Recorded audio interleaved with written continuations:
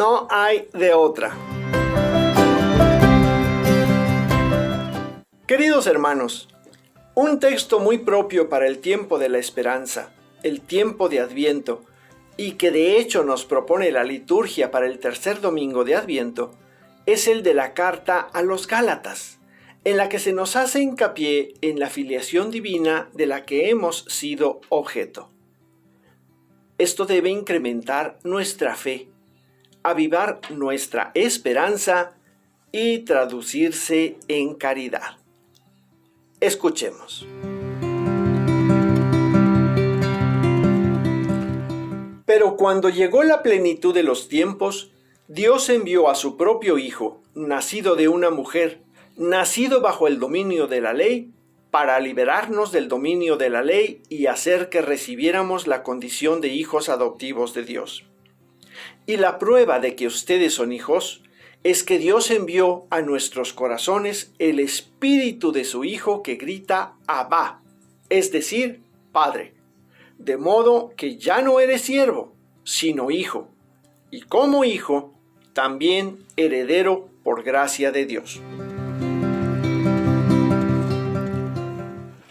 Quizá hayamos escuchado más de una vez esta frase de la plenitud de los tiempos.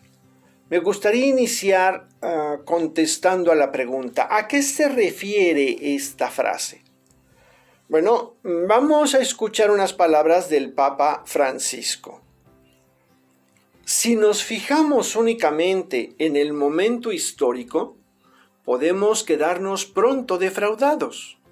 Roma dominaba con su potencia militar gran parte del mundo conocido. El emperador Augusto había llegado al poder después de haber combatido 5 guerras civiles. También Israel había sido conquistado por el Imperio Romano y el pueblo elegido carecía de libertad. Para los contemporáneos de Jesús, por tanto, ese no era en modo alguno el mejor momento. La plenitud de los tiempos no se define desde una perspectiva geopolítica. Se necesita, pues, otra interpretación que entienda la plenitud desde el punto de vista de Dios. Para la humanidad, la plenitud de los tiempos tiene lugar en el momento en el que Dios establece que ha llegado la hora de cumplir la promesa que había hecho. Por tanto, no es la historia la que decide el nacimiento de Cristo, es más bien su venida en el mundo la que permite a la historia alcanzar su plenitud. Por esta razón, el nacimiento del Hijo de Dios señala el comienzo de una nueva era en la que se cumple la antigua promesa. La plenitud de los tiempos es, pues, la presencia en nuestra historia del mismo Dios en persona. Ahora podemos ver su gloria que resplandece en la pobreza de un establo y ser animados y sostenidos por su Verbo que se ha hecho pequeño en un niño. Gracias a él nuestro tiempo encuentra su plenitud. También nuestro tiempo personal encontrará su plenitud en el encuentro con Jesucristo, Dios hecho hombre.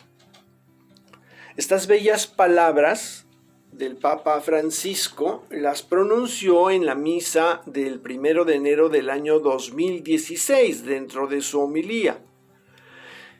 Y entonces nosotros concluimos o sacamos de estas palabras, cuando llegó el momento en que Dios decide enviar a su Hijo, no lo envía como un Dios al puro estilo cinematográfico, con efectos especiales, con bombo y platillo. No llega al mundo como un ser superior que viene a jalarnos las orejas y que desde su primer arribo se distingue de todo lo demás, sino que lo envía a través del vientre de una mujer, igual que cualquiera de los miles y miles y miles que han nacido antes de él, y los que lo hemos hecho después y los que lo harán en el futuro. el Hijo se empequeñece, como nos dice el Papa. Y si este Hijo ha nacido en la carne como cualquiera de nosotros, nació también bajo el dominio de la ley, esto es, sometido a ella. Antes de su llegada, la ley rifaba y controlaba la vida de cada uno de los integrantes del pueblo judío. Era su nexo, su identidad, su conexión con Dios. Pero el mismo que estaba sometido a la ley, la abroga y la sustituye por la filiación divina que recibimos de Él mismo a través de una nueva y definitiva alianza. Y fue así entonces que la ley fue sustituida por el amor, y el siervo fue sustituido por el Hijo. Los griegos y los romanos anhelaban emparentar con sus dioses, y lograban hacerlo solo algunos de ellos, convirtiéndose en semidioses, que no eran ni dioses ni humanos, pero sí tenían rivalidades, intrigas y celos. Y quedaban, como dice aquel refrán popular: pobre del pobre que al cielo no va, lo friegan aquí y lo friegan allá. En cambio nosotros, sin perder nuestra condición humana, estamos llamados a ser hijos de Dios y ser como Él. Por eso dice el Génesis que fuimos creados a su imagen y semejanza. Y el mismo San Pablo nos da una prueba. Tenemos el Espíritu del Hijo que clama en nosotros, Abba.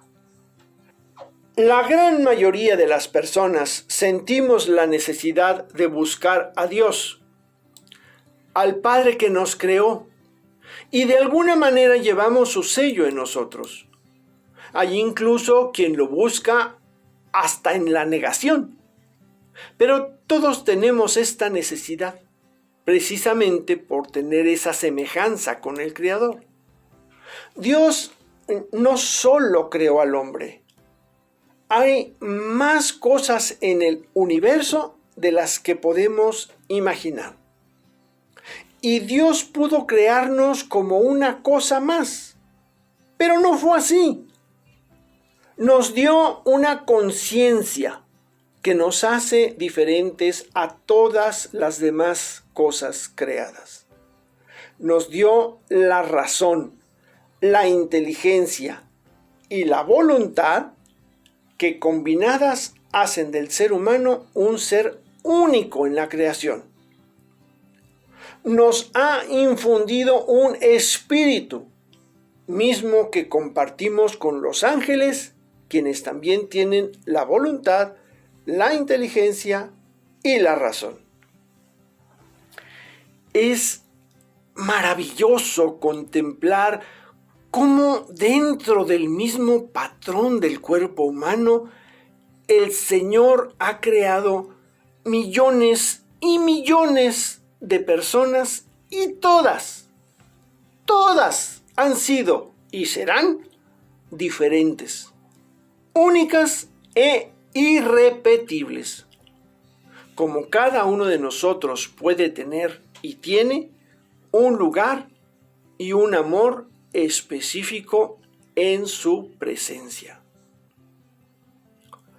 Así que este tiempo no solo nos recuerda que Jesús se hizo niño y nació de la Virgen María, sino también que este nacimiento nos hace nacer a una nueva era, como la llama el Papa, en la que se nos cumple la promesa hecha al inicio de la existencia humana.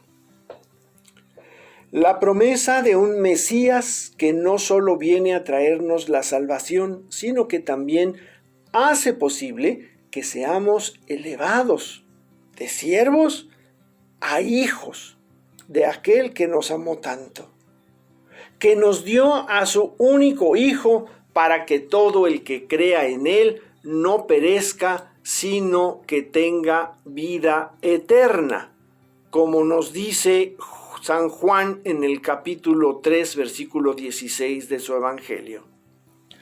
Nuestra esperanza hoy ya no es en la llegada del Redentor, porque ya vino, y vino para quedarse entre nosotros hasta la consumación de los tiempos, o sea, el fin del mundo. Nuestra esperanza estriba en alcanzar la vida eterna. Lo que recordaremos en la próxima Navidad es que gracias al misterio de la encarnación tenemos un futuro eterno, porque somos herederos como lo son los hijos de los bienes de los padres.